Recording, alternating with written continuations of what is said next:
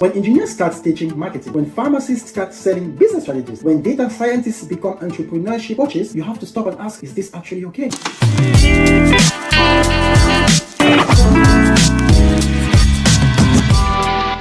Meet Aisha. She graduated with a degree in electrical engineering. Today she runs a fast-growing business consulting firm in Nairobi with hundreds of clients and several online business courses. And here's the kicker. She never studied business in life or in university for the least. Now let's be honest. How many of you know someone just like Aisha? An engineer turned business coach, a pharmacist now running a strategy firm, or a data scientist teaching finance. So today we are diving into a real phenomenon happening across Africa where STEM graduates are taking over the business world. They are dominating consulting, launching business courses, and in many cases outperforming traditional business grads. The question is why? Let's take a step back for a second. How did we even get here? How did we reach a point where engineers, pharmacists, coders, even architects are dominating the business consulting scene now, while business graduates themselves are left wondering what went wrong? Traditionally, things were pretty straightforward. If you wanted to get into business, whether that meant management, finance, or marketing, or entrepreneurship, you went and studied business, maybe economics, maybe accounting, or even an MBA later on. You sat in classrooms, studied the greats like Kotler, Porter, learned about business models, organizational behavior, maybe some case studies here and there. From there, the next steps were just as structured: internship, corporate grad programs, entry-level analyst role in consulting or banking. That was the path. Now, let's be honest, the script is broken. That pipeline from business degree to business career is leaking badly. Weird, because now you will find someone who studied electrical engineering, never touched a business textbook, now running a thriving digital marketing agency. You will find a former mechanical engineer offering strategy consulting services to startups. You will see YouTube thumbnails like how I built a six-figure business without a business degree. And guess what? It's usually someone with a STEM background. And this isn't just a fluke, it's a trend, it's a movement. And here's why this is so fascinating. These aren't people with MBAs, but rather engineers, chemists, and even software developers. People who were expected to stay in their technical zone are now becoming the new face of business expertise in Africa. They are writing LinkedIn tracks on growth strategy, teaching online courses about entrepreneurship, even hosting business podcasts and webinars. And it's not just happening in one country. Whether you're in Nigeria, Kenya, Ghana, or South Africa, the story is the same. More and more STEM professionals are leading conversations that used to be reserved for business school grads. So where are the business graduates? That's a tough question that we have to ask ourselves. Many of them are unemployed. Others are stuck in low-paying roles that don't reflect their skills or the amount of time and money they invested in school. And a lot of them, let's be honest, feel kind of lost. They followed the rule. They played the game, but the game, well, it changed. And you know the worst part? Nobody told them it was changing. Now look, this isn't just an African issue. Globally, we are seeing a shift where degrees matter less than the But in Africa, that shift is happening faster than many universities or students can keep up with. Employers are now asking, can you build systems? Can you lead a team? Can you get results? And often it's the STEM grads with their structured thinking, problem-solving mindset, and digital fluency who are answering those questions better than the system. And the system in many ways allows them to think about how strange this reversal is. Business graduates, the ones who are supposed to be experts in entrepreneurship and management, are now buying courses from engineers, taking strategy advices from coders, learning sales fitness from data analysts. It's like going to the doctor and finding out your surgeon used to be an Well, you pause,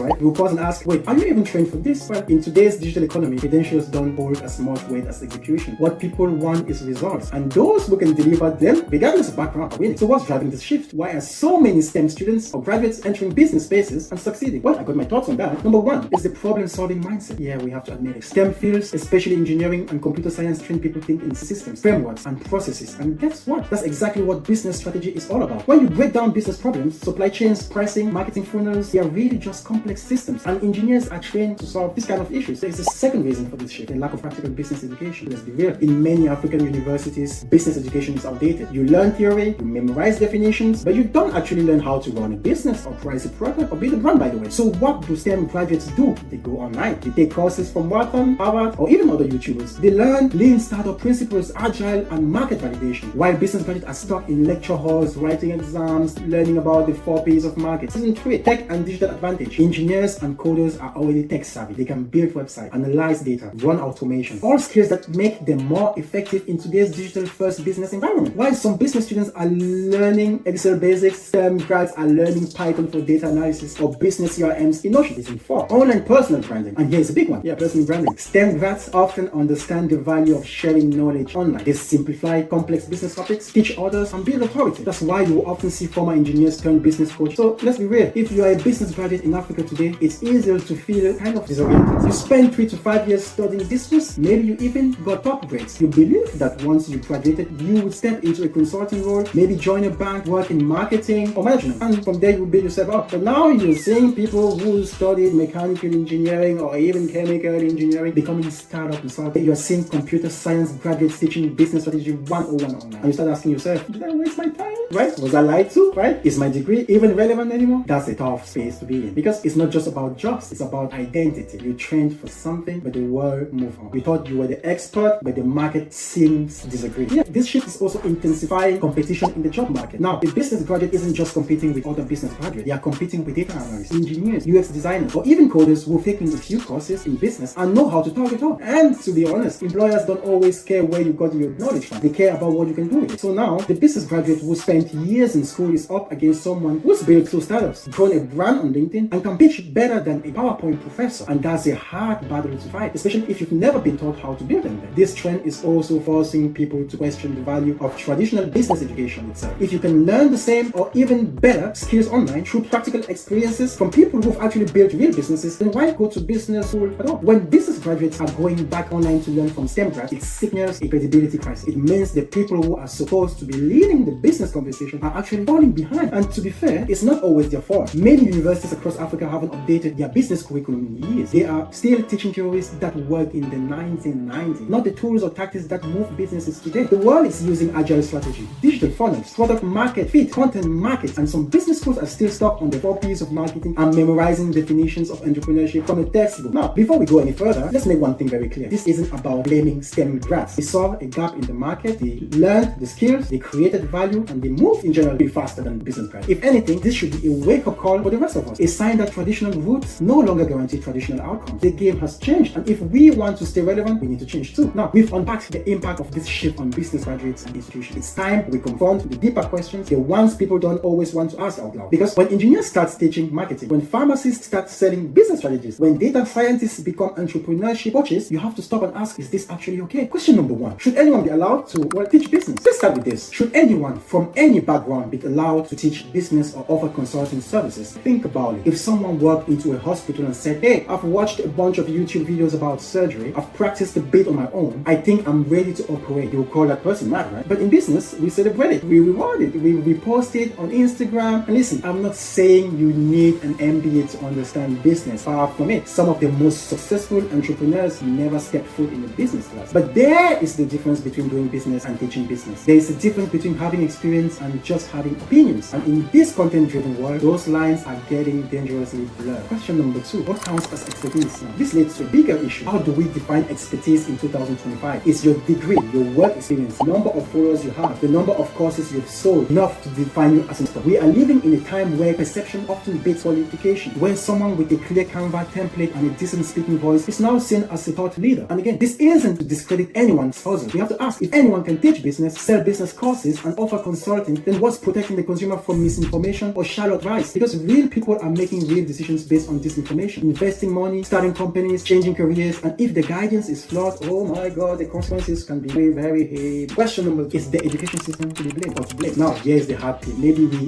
wouldn't even be asking these questions if African University had set up a game. Maybe if business schools taught real world, practical, up-to-date skills like product design, digital marketing, growth strategy, and startup finance, students wouldn't be running to engineers to learn the basics of launching a business. The truth is, in many schools, business education is still stuck in the past, and the students feel it, the graduates feel it, the job market is exposing it. So what do people do? They go where the value is, and right now, the value is being delivered by people outside the system. But here's the danger. If everyone is a coach and no one is certified, if everyone is an expert and no one is held accountable, then we risk building an ecosystem based on charisma, not competence. That's when bad advice gets packaged as premium courses. That's when quick wins are sold as long-term strategies. That's when people lose trust, not just in individual coaches, but in the entire idea of business education. So yes, this shift brings opportunities, but it also brings risk. And we need to start having these uncomfortable conversations now before the damage is irreversible. Because when the dust settles and the hype fades, what will matter most is not how well you marketed the course, but whether what you thought actually helped people build something that lasts. Look, this isn't about gatekeeping. It's not about saying STEM grads shouldn't teach business. Some of them are incredible at it, we have to admit. But it does raise a big question. Where are our business grads? Why are they being left behind? This is a wake-up call, not just for business school, but for all of us. Business grads need to upskill. Universities need to model organize, and we all need to start blending skills: technical, strategic, creative, or analytic. The future of work in Africa won't be about titles. It's all about value, execution, adaptability. So here's my question: who will you trust more? The person with the degree or the person with the results? Drop your thoughts in the comments, like the video if this made you think, and don't forget to subscribe for more real conversations like this one. I'm Jay Rollins, and I will catch you in the next one.